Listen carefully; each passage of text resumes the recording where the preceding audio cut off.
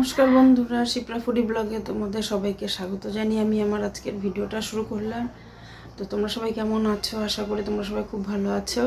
কিন্তু আমি জানো 2 দিন ধরে ঠিক মতন ভিডিও দিতে পারছি না। কালকে যে ভিডিওটা দেখলে সেটা রবিবারের ভিডিও তোমাদেরকে দিলাম, কারণ বিশ্বাস করবে না, এতটা আমার গলা কান এগুলো ব্যথা ফুলে গেছে, মানে কথা বলতে পারি না, খেতে পারি না। কালকে তো আমার যা পূজা এসে রান্নাবাড়ি সব করলো, ওই করে দিয়ে গেল। চা খেলাম ওর সন্ধ্যাবেলা ওর বাড়িতে, আবার আমার ননদ যে আসছে লতা, ওর ওখানটায় গিয়ে আবার ডাক দিল, চা খেলাম। এই চলছে। আজকে দুপুরবেলা ওদের বাড়িতে খেতে বলেছে। এতটাই ব্যথা, দেখো কি অবস্থা, সেই ব্যথা, কিছু খেতে পারি না। আর এত পর্যন্ত সকালবেলা উঠে তো সব কাজটা সারলাম, ঠান্ডা লাগাতে না বলছে, স্নান করতেও না বলছে, মাথা মুথা ধুয়ে গা গুয়ে এত গরমে থাকা যায়। আর এখন বিশ্বাস করবে না, সকালবেলা চা খেলাম, তোমাদের দাদা ভাই বলে একটু মুড়ি টুড়ি এগুলো দুধ দিয়ে আম দিয়ে মেখে খাও, মেখে নিয়েছে তো খেতে পারিনি। তারপর শরীরটা এতটাই খারাপ লাগছে যে শুয়েছিলাম।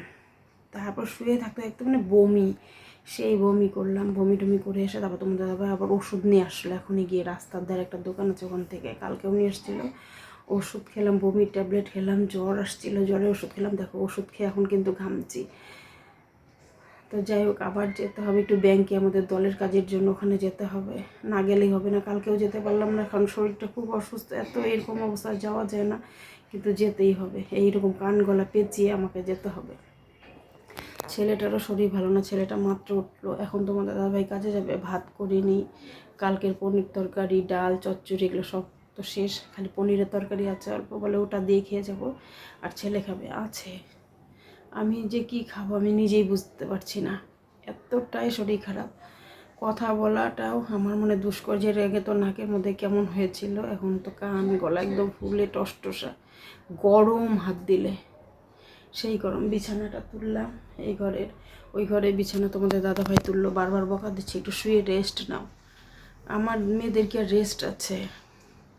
এখন খেতে দেবো তোমার দাদাভাইকে। ছেলে উঠলো, ডেকে উঠলাম, বলে কি মা আমারও না এই জায়গাগুলো ব্যথা করছে। দেখো তাহলে, আমার কিছু হয় হোক, আবার ছেলের এদিকে শরীরটা খারাপ। ছেলে মুখ টুক ধুয়ে আসলো ঘরে, যে এক্ষুনি আসলো, ওরও বলে শরীরটা বেশি একটা ভালো লাগছে না।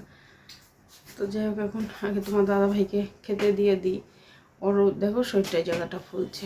কোনো দিন কিন্তু এরকম হয়নি, জানি না কিসের জন্য এরকম হলে, বুঝতেই পারতেছি না। ভালো লাগছে, কুর্তি বিষয়েও চলে যাচ্ছে। হ্যাঁ, আমার যে ননদ, ও তো কত দিন ধরে আছে এখানটায়, ও তো ডেকে ডেকে আমাকে খেতে বলে।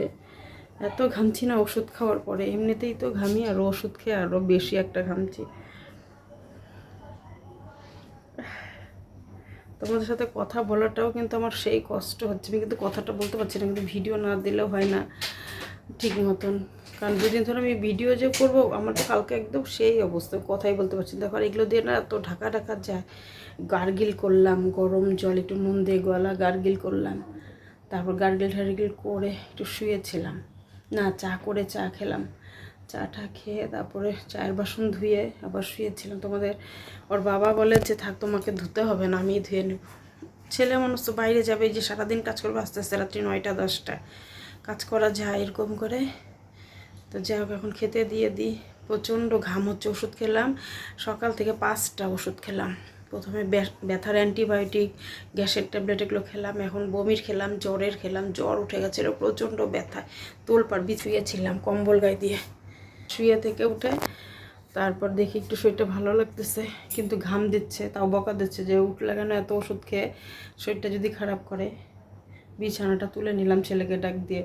আর আমার ননদও চলে যাচ্ছে, ও ডাকলো বৌদি আসি যাবো। ওরা এখনও বের হয়নি, বের হবে। ওদের বাড়িতে অনেক দূর, 12 বিশা দেখতেই তো পেয়েছিলে যে আমি গিয়েছিলাম অন্নপ্রাশনে।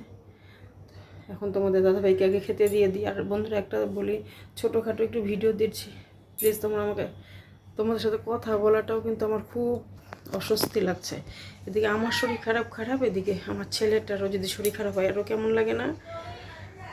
এগুলো পেঁচিয়ে পেঁচিয়ে আমাকে কিন্তু আবার ব্যাংকেও যেতে লাগবে, কত আমার জ্বালা। তাহলে না গেলেও তো হবে না, কারণ বুঝতে পারো, দলে থাকলে দলের তো রুলস আছে, আর আমাকে না গেলে হবে না। আমরা যদি 3জন যদি না যাই, তাহলে তো টাকা তোলা হবে না। 3জনের মধ্যে কাকিমা নেই, কাকিমা থাকলে আমার অত টেনশন হতো না, কাকিমা যেত। তো আমাকে আর আমার আরেকটা পাশের বাড়ির একজন মহিলা মানে ঝুম্পা আছে, আমরা দুজন মিলেই আজকে যাব। কালকেও গেলাম না। দেখো কথা বলাটাও মানে এদিকে ঘেমে ঝোল হয়ে যাচ্ছে। ওষুধ খেয়েছি, জ্বরটা নামছে।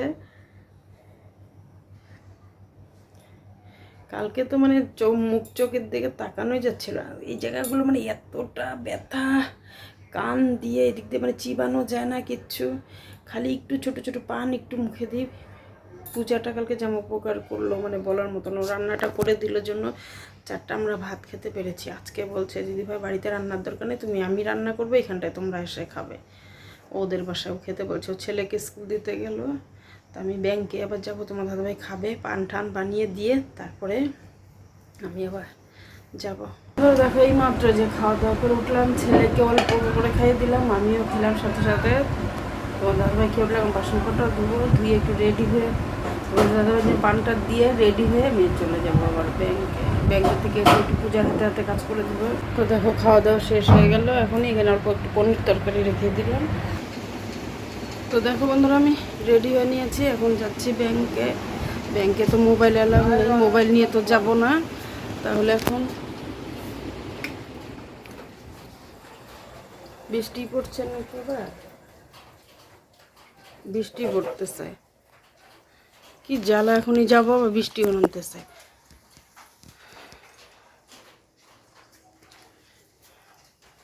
ব্যাগ নিয়ে নিলাম, এই ব্যাগের মধ্যে একটুখানি ব্যাংকের বইটাও নিলাম, তোমার দাদার আর আমার ছেলে, একটু দেখি যদি ঠিকঠাক করাতে পারি। তো চল ব্যাংকে গেলে তোমাদের সামনে আমি মোবাইল নিয়ে যাব না। তো খাওয়া শেষ, এখন অর্জুন খাচ্ছে, আর দেখো পূজা দেখো রান্না করেছে ডাল সয়াবিন ভাজা, আমরা খাবো। এখন ওরা খাওয়া উঠলে আমি আর পূজা দুজন মিলে খাবো। অর্জুনের নতুন ঢোল আসছে। অর্জুনের এই যে ঢোলক, নতুন ঢোলক না অর্জুন, এটাতে এখন আমাদের একদিকে দাদা ওইদিকে মাথা খাবে, আর দিকে তুই তার মার মাথা খাবি, দুজনে মাথা খাওয়া। এই যে দেখো কি অবস্থা। আমার ছেলে তো গালটা ভুলে গেছে দেখো।